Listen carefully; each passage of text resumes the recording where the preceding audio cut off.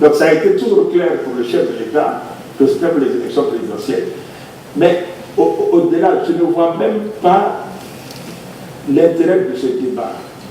Parce que, juste une explication, les commissions locales, au niveau sous-préfectoral, au niveau régional, qui sont celles qui vont proclamer les résultats au plan local des élections municipales et régionales qui viennent.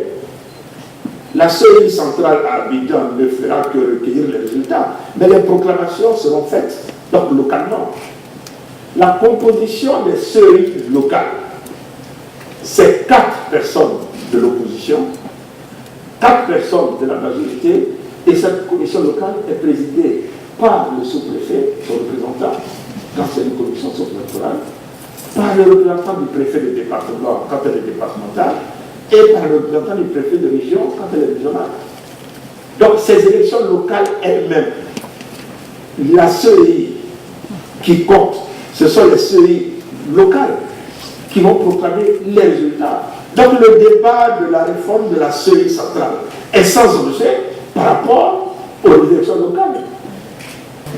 Pour les élections présidentielles, oui, puisque les résultats sont proclamés partout au plan local, sont tous envoyés à Abidjan. Et c'est la CEI centrale à Abidjan qui recense les votes et qui proclame. Alors c'est évident que chacun doit être confortable avec la CEI centrale.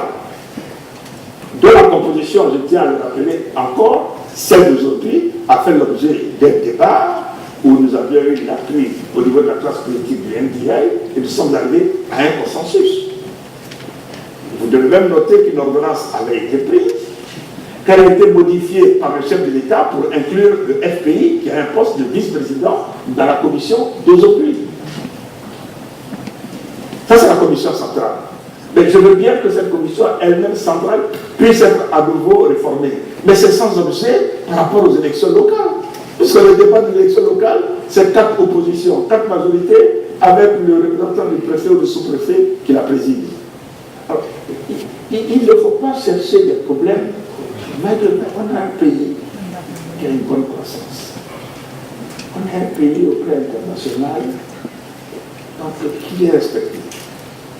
On a des défis à relever, notamment des défis sociaux. On a des défis d'emploi à relever. On a besoin de garder une réputation à ce pays pour continuer de le rendre attractif. Voyez-vous, la compétition entre nous et de beaucoup d'États aujourd'hui, ce n'est pas tant nos performances économiques qui posent problème, parce que sur ça, la majorité des États qui nous entourent, et même bien loin, nos performances sont appréciées.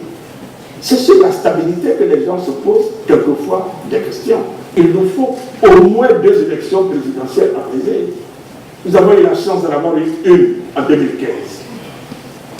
Il s'est traduit même après par le fait que ceux qui ont perdu ont adressé leurs félicitations au président qui a gagné. Ce sont ces conditions-là qu'il faut créer en 2020. C'est pour ça que d'emblée, le président dit « Je suis prêt à discuter de la composition de la CEI pour rendre tout le monde confortable. » Parce qu'on veut des élections apaisées. Les Ivoiriens auront confiance et le monde entier saura que la Côte d'Ivoire a fini avec des crises politiques.